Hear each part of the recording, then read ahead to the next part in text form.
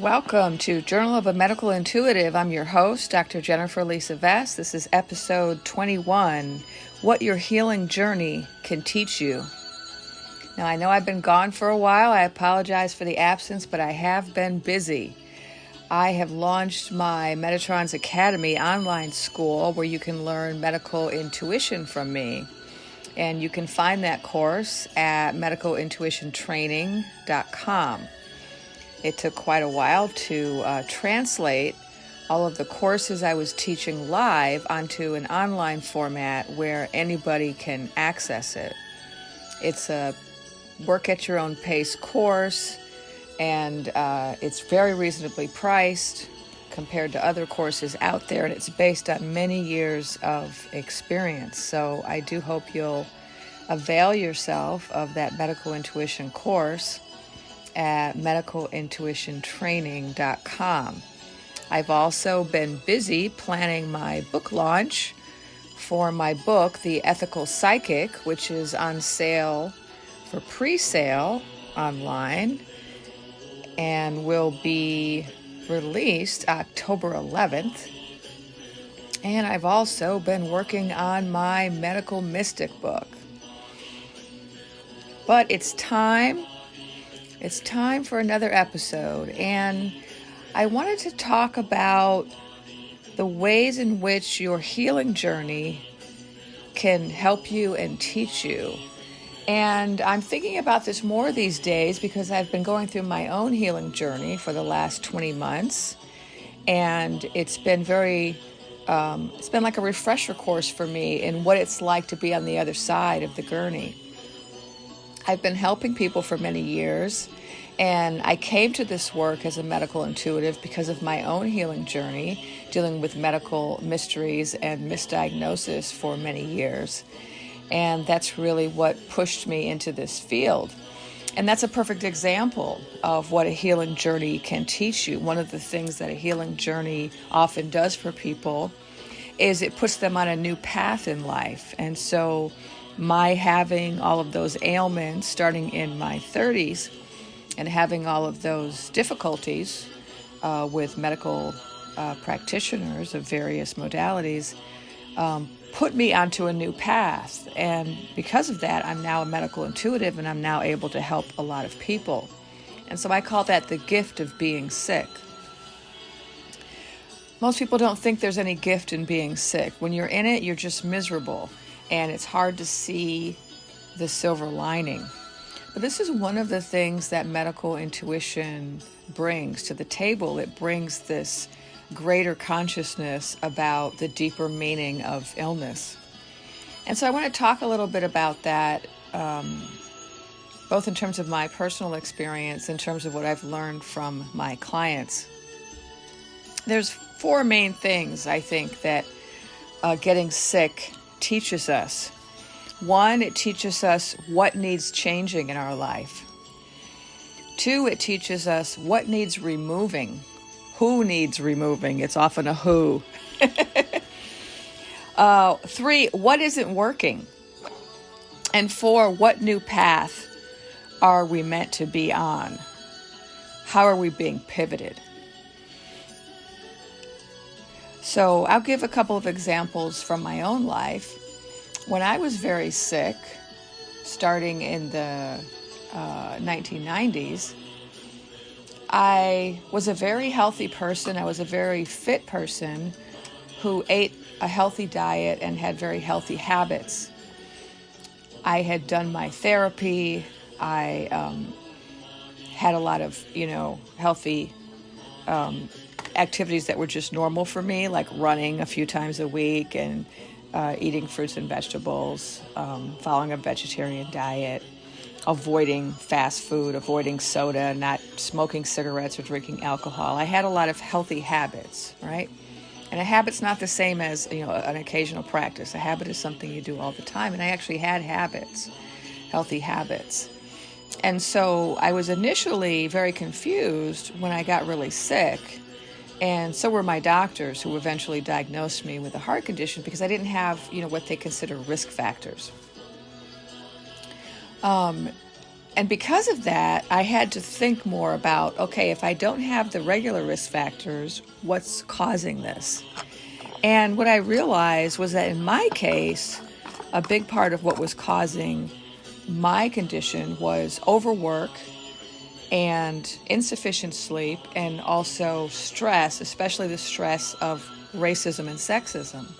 And these are things that aren't very well understood, not only in the allopathic medical community, but also in the healing community in general, because even today, many of the healing summits and healing institutes and healing fields are controlled by people who don't experience racism on a regular basis and aren't aware of the impact that can have on your health. And so this really took me down a path of reflection.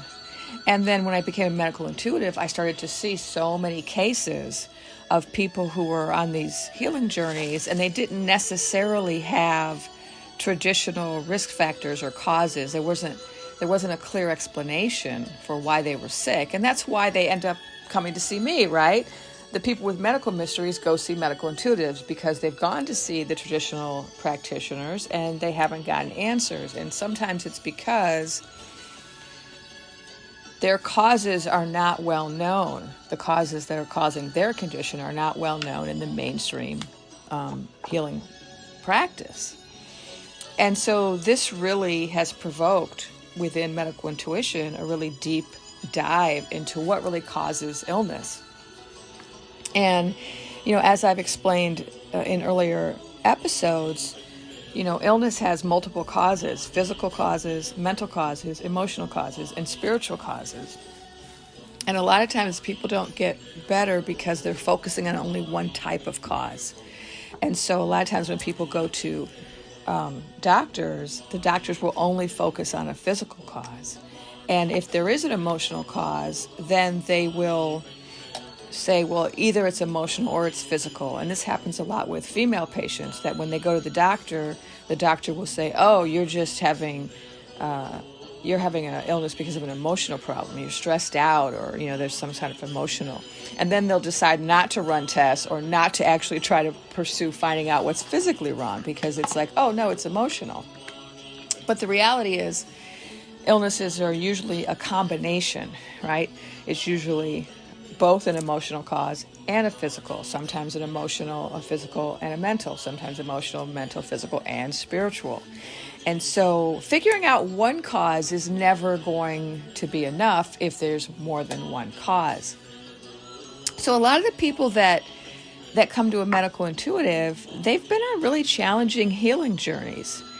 And what do I mean by healing journey? I mean somebody who's been sick for a really long time, or who has been through an incredible amount of pain or disruption, and it's really, it's taken up a chunk of their life in a meaningful way, so that you can't think of it as just an incident, but it's really a journey. It's something they've been dealing with over time and space. And so there's a reason for that. There is always a reason that people are going through a healing journey. And I have found that when my clients can come to some understanding of why they're on this healing journey, then they are then on the path to recovery. It's not enough just to know how. Oh, you got sick because you were exposed to this virus this other person had, and you were in the same room. That's how you got sick. But why did you get sick? No one else in the room got sick. Why you? Why now? Right? That why question is really important. And healing journeys can be really revolutionary in the way that they can raise your consciousness, cause you to be more introspective, more reflective, deepen your spirituality, your spiritual understanding, help you to become more emotionally aware of what you're actually feeling. In terms of mental causes, it can help you to become more conscious of, what are those mantras in your head? What things are you repeating to yourself over and over again without even thinking about it that are actually harming you? And so going through the healing journey and getting out on the other end can be very powerful. But let me give myself as an example, because as many of you know, I was in a very bad car accident about 20 months ago in October of 2020, which was hugely disruptive to my life. In fact, I have not actually seen clients since the accident. And I also had to stop teaching most of my classes in person. And on first blush, it might look like a terrible thing, right? This terrible thing happened. There was a distracted driver. They weren't paying attention. And they didn't have insurance. And because of a lot of bad decisions that person made, my life was severely disrupted. And the lives of all my clients and students was disrupted. And so, of course, I have some emotions around that: anger, resentment, frustration, sadness, right? And so, of course, in healing, I have to deal with all those emotions. I have to, first of all, feel them, allow myself to feel them, recognize them, take account of them, understand them, and then at a certain point, release them, right? But what did the healing journey teach me? What did it tell me needed changing, right? The first thing is you learn what needs changing. Well, one of the things that needed changing in my life was my incredible work schedule. Right before the accident, I was working like a mad woman. I was traveling between several different cities, offering classes and ceremonies in various cities throughout Northern and Southern California. I was running an apprenticeship program. I was seeing many, many clients in different cities. I was flying back and forth, staying in different places, renting multiple offices and venues, and handling all of my own marketing, and working, 15-hour days. I wasn't resting very much. I wasn't socializing very much. We were also in a pandemic, so of course that cut out the socializing and just gave me more opportunity to work. Don't have to spend time traveling, no time shopping, no time going out to eat. There's a lot more time to work.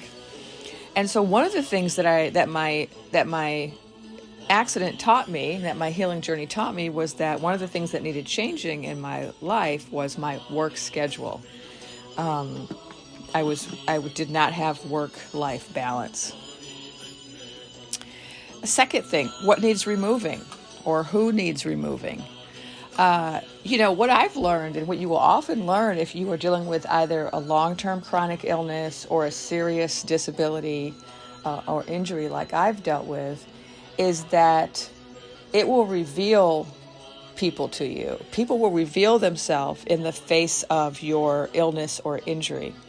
And a lot of people really don't handle illness well. And so you'll have a lot of people that when one of their friends develops a chronic illness or an illness that hasn't been diagnosed, or a disability that changes that person in some way, that, restricts their ability to do things they used to do, that a lot of people will not handle that well. And while that can be upsetting when you're the person who's sick or disabled, and people who you thought were going to be there for you aren't there for you, or not only they're not there for you, but they're lashing out at you or treating you badly, that can be very upsetting. But it's also very illuminating, because it lets you know who needs removing from your life, who and what needs to be removed, right? What are the toxic elements? So friends, family, neighbors, students, clients, co-workers, who is no longer a healthy element of your life. Gets really super clear when you're really sick or disabled, because people reveal themselves. This can be really disturbing for some of my clients, because a lot of times what gets revealed to my clients when they're in the middle of a really distressful healing journey is that they'll realize that their partner, their life partner, is not the right person for them, because when it comes to dealing with their illness, they can't or they won't. They're not available to be there for them, or they start acting out. And suddenly the person realizes, wow, this spouse is not a life partner. This is somebody I married, but this is not a life partner. And so a lot of times I have clients coming to me and I advise them, I say, you might want to reevaluate this relationship because it's really contributing to your not recovering. And you may find that with family members or with others in your life. I definitely saw that after my injury and disability, that certain people started behaving badly, and I realized some things about them, and that was very helpful for me to see. I think I wouldn't have been able to see that if I hadn't had the injury. Another thing it reveals is what isn't working. What isn't working in your life. So we sometimes just overlook what isn't working and focus on what is working. But illness can take you away from your life. It can set you apart from your life in such a way that you're able to see things more clearly. And I was able to see things more clearly about some of my teaching. I realized some of my teaching wasn't working, that I was expending a huge amount of energy on teaching, and I wasn't charging a lot of money because I wanted my classes to be accessible. And I thought that was the way to do it, to make sure that, a lot of people could benefit.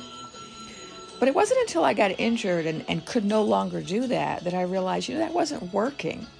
Because I could see that some of the people who were getting all of this healing from me in my courses, there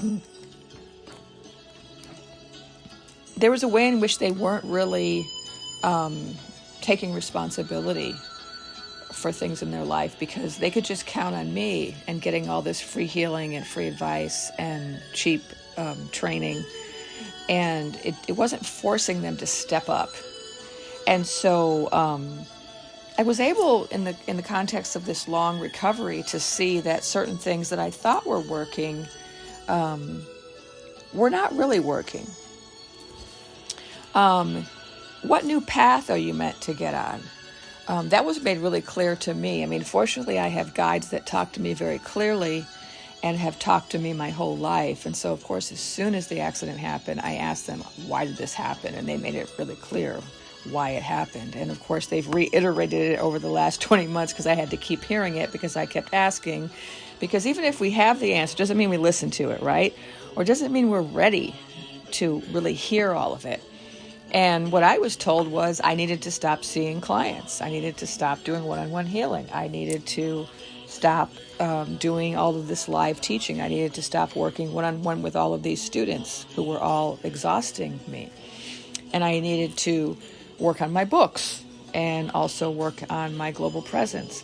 And even though they told me that, it was very hard to pivot. And me getting knocked on the head and being completely incapable of doing certain things for a while forced me to pivot. I had no choice. I had to find something else I could do, since I couldn't do that. And so this is sometimes what illness does, is it shows up in your life to force you onto a new path. It'd be better if we listened to the little nudges and didn't wait till it got to that point. But sometimes we can't hear. Sometimes we don't want to hear. Sometimes we choose to interpret what we hear in a particular way, which is what I did. And so then we just have to kind of be knocked off our path. And so one thing you always want to ask yourself when you're in the middle of a healing crisis is, what new path should I get on now? Maybe I was on the wrong path, or maybe it wasn't the wrong path. It was the right path for then, but it's no longer the best path. And so you want to stay away from judgment, because I think a lot of kind of new thought and metaphysics tends to judge people for being sick. And, judging yourself for being sick is never going to help you recover. And so you also want to keep those people out of your life. People in your life who are judging you for being sick, those are the people you want to remove. They're not helpful. The only reason they're judging you is because they're afraid of getting sick. And they think that if they can come up with a failure on your part that caused you to be sick, and then they can ensure that they don't have that failure, then they can protect themselves from ever getting what you have. And so that's just a kind of emotionally immature way of handling illness that a lot of people have. So you want to remove those people from your life when you're on your healing journey. And so when I say, what new path do you need to get on? It's not about there being anything wrong with the old path. It's about now it's time for a new path. And so for me, the new path was publishing all of my books. And so I'm working on I just got a contract for my second book. My third book's almost finished, and that's the path that I'm on now. And teaching, making my teachings available worldwide through this online course that's available globally. But what new path do you need to get on to get better? I've had so many clients come to me, and they were sick, and they really would benefit from a pivot. And sometimes, the illness was so severe, like in my case, that they had no choice but to pivot, right? And one of the things that's important to do when that happens is to not spend too much time being sad about that. Of course, we're always going to grieve loss. And so if you lose a way of life, or you lose a partner, or you lose an aspect of your life that you used to have, of course, there's going to be a grieving process. I still grieve the loss of seeing my clients every day. It was my life. I love healing people, and it's been difficult to be on this break. I know that I'll be able to return to it one day, but of course I've grieved that loss. But you can't get stuck in that. And that's what happens a lot when people are dealing with serious illness and disability, is that you can get very stuck in all that you have lost. I remember when I first got sick in the 90s, I was so devastated by the fact that I couldn't run anymore. And that's because running was a big part of my identity. I was a lifelong athlete, and I was a runner who just ran because it's what I did. I didn't run to compete. I didn't run to go in marathons. It wasn't to work out. It wasn't to lose weight. It was just who I was and what I enjoyed doing. And then to lose that, it was devastating. And so, of course, you have to grieve those losses of who you used to be, right? And how you used to identify, and how people used to see you. But you can't stay in that, because once you get past that, then you're ready to embrace the new you on the new path. And those changes had to happen in order for you to be the new person on the new path. And so the pivot that I encourage my clients to make in the wake of a difficult illness or disability is that pivot to, okay, what does my new path look like? What's waiting for me to do now? What am I uniquely situated to do now? Let me give you an example. I had a client once who, I forget what the exact illness was, but she became very sick with a rare condition. And it was very debilitating, and it completely upended her life. She had to quit her job. I think she divorced, and she had to stop doing a lot of the things that she used to do. And it was very upsetting, very hard to deal with. And what came up in her session when we started looking at her soul purpose and the larger spiritual purpose of this illness was that she had come into this life as a demonstration teacher soul. And demonstration teacher souls come to teach something to the world. And those who do it through demonstration do it by demonstrating something in their own life. And there are lots of ways to teach, and demonstration is just one way. And so she was actually perfectly situated to become a spokesperson for this illness, and for the way that she managed her illness, what her journey taught her, and how she was able to then advise other people on how best to address this condition. And so she ended up starting an organization and becoming a spokesperson. And she could not have become that person if not for the illness. You see, the illness put her in a position to become that person. And this is often the case, that the illness puts you in this particular position where you are able to fulfill a particular purpose. And so that's what you want to ask yourself. If you're listening to this podcast right now and you're dealing with a chronic illness or a disability that's life-altering, ask yourself, what am I particularly situated to do in this circumstance? All right? And I'll tell you something funny that my guides told me along these lines. So years ago, when I was first diagnosed with my heart condition, I was extremely disabled. I could only walk a few yards, and I had to spend most of my time in bed. And I was still working full-time as a professor, and so I just had all these little bed desks and little desks by the couch, and I would just work while sitting or reclining. And I was very frustrated by this debilitation, and I asked, my inner physician and my inner healer, why am I like this? And they said, oh, we had to debilitate you because you were debilitating all over the place, and we wanted you to sit still and go within and learn how to meditate. And sure enough, I learned how to meditate because I spent a lot of time laying down, playing meditation music and reflecting. And I developed finally an ability to meditate, an ability that I had lacked before because, as my guide said, you're debilitating all over the place. Right? I was busy.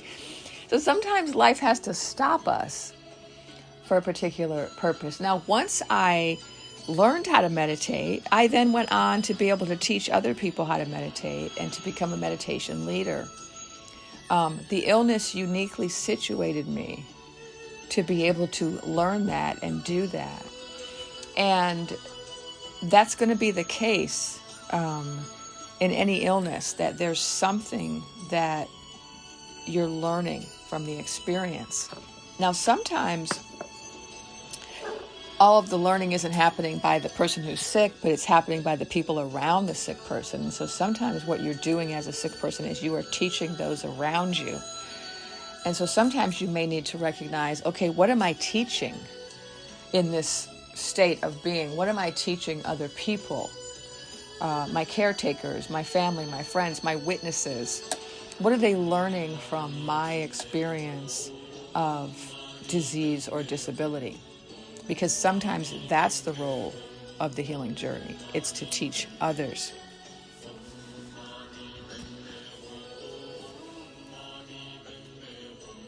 We are listening to a Kuan Yin mantra, Om Mani Padme Hum. Some of you may be familiar with it, and it's from the YouTube channel For Relaxing. So check it out. And thank you for listening.